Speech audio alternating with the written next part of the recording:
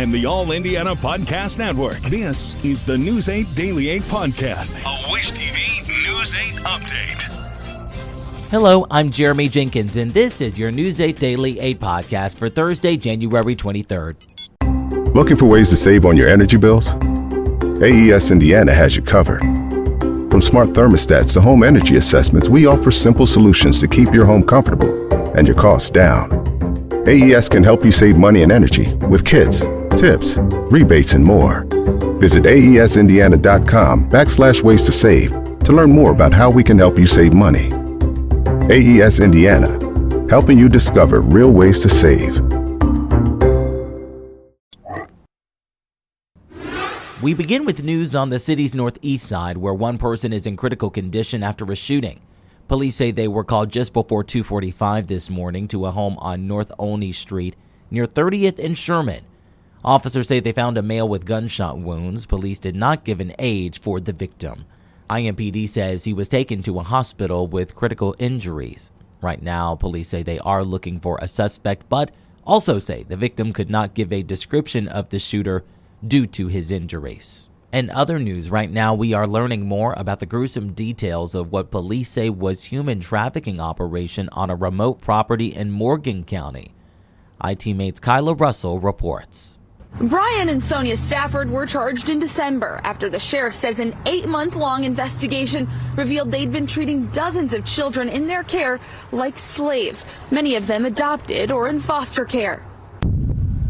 The investigation began last May and now spans decades. We may have to be going back even further, as far back as the 1990s. It was right here on this farm the sheriff says the abuse happened. Many of the kids being forced to run laps around the 23-acre property and working on the land for many hours. It's all detailed in a 155-page document describing life behind the locked doors with Brian and Sonia Stafford. Investigators say the children had alarms on their bedroom doors, locks on the pantries, and food taken away as punishment. One child saying she went 5 days without anything to eat. I would probably say any case that involves children, any sex case, things of that nature, they're always, no matter what the circumstances are, they're all treated equally. Investigators say the kids were denied toiletries as punishment. Brian Stafford's 59 felony counts include accusations he molested 4 kids under 14 and impregnated one who had just turned 18. He later moved to Newcastle with one of the adopted daughters.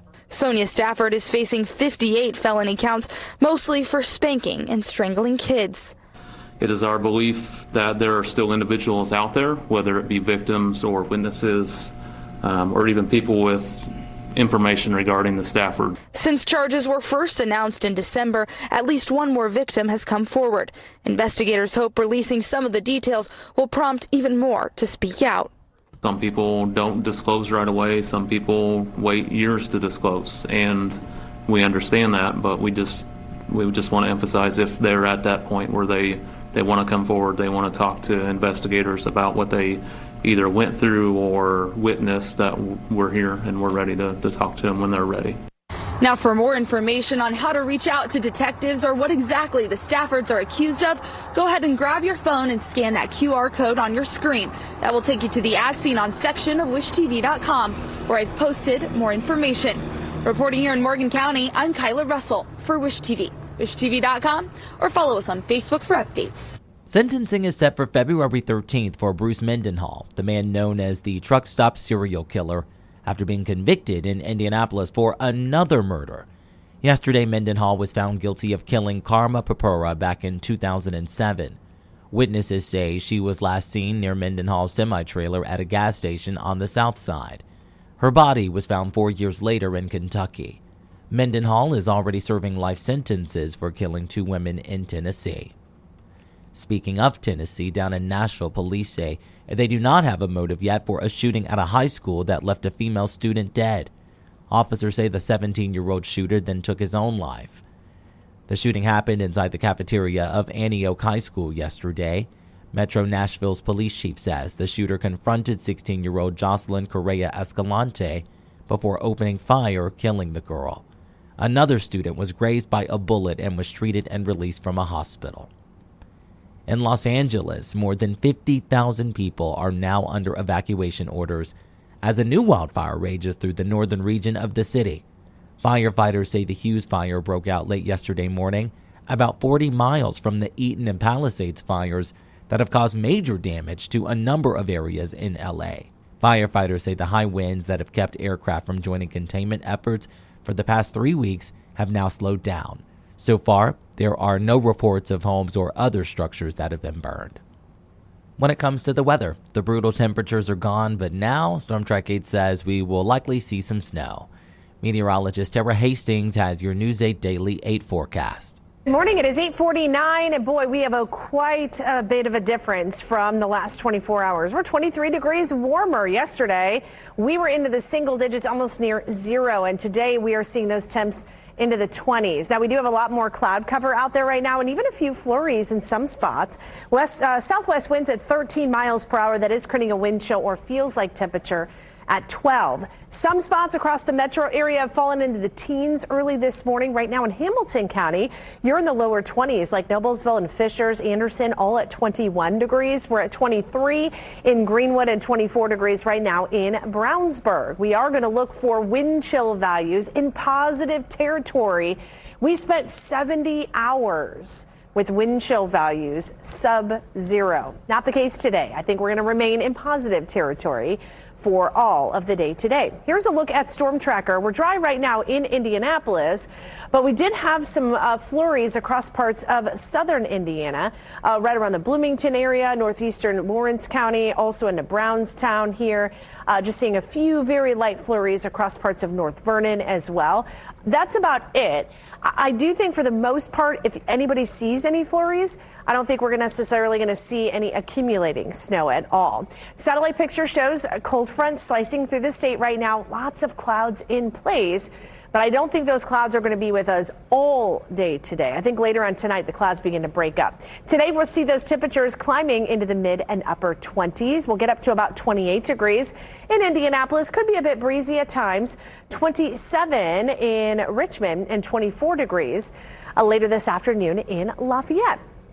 Storm Track 8 Futurecast shows mostly cloudy skies here for the first part of the day. Here's the picture at lunchtime, and we may see a few flurries, especially in northern sections of the state later on around the lunch hour. But then as we go into the afternoon, late evening hours, clouds begin to break up. Could see a sliver of sunshine before it sets. And then skies become partly cloudy to mostly clear, and it turns cold. Temperatures will fall into the single digits. Tomorrow we'll get up to about 17. Even though we're going to see sunshine, I don't think the temperatures are going to climb all that much. So readings will only stay into the lower 20s here in Indianapolis, maybe even upper teens in South Bend, Kokomo, Muncie, and Richmond, and then mid and upper 20s farther southward as well. Over the weekend, I do think we're going to see some warmer temperatures, mid and upper 30s possible on Saturday with some cloud cover as a cold front moves through Saturday and Sunday. Cloudy skies, temperatures right around 32. And then we're going to look for high pressure to build in as we go into early next week. And that is going to help warm our temperatures up here. We are going to see readings, I think, much closer to normal and then even above normal as we go into the next 7 days. To get a peek at Tara's full forecast, just head over to wishtv.com. And don't forget, conditions will change throughout the day. To make sure you have the most up-to-date forecast, just download the Wish TV Storm Track 8 app. And for a more detailed look at conditions, just check out our Storm Track 8 weather blogs. This has been your News 8 Daily 8 podcast for Thursday, January 23rd. I'm Jeremy Jenkins for Wish TV, wishtv.com, or follow us on Facebook for updates. This is the News 8 Daily 8 podcast, a Wish TV News 8 update on demand. For even more, on demand and on the go, connect with Wish TV on Facebook at wishtv.com and on the free Wish TV mobile app. Thank you for listening, and be sure to like, subscribe, and follow this podcast for updates every weekday morning on the All Indiana Podcast Network and wherever you get your podcast.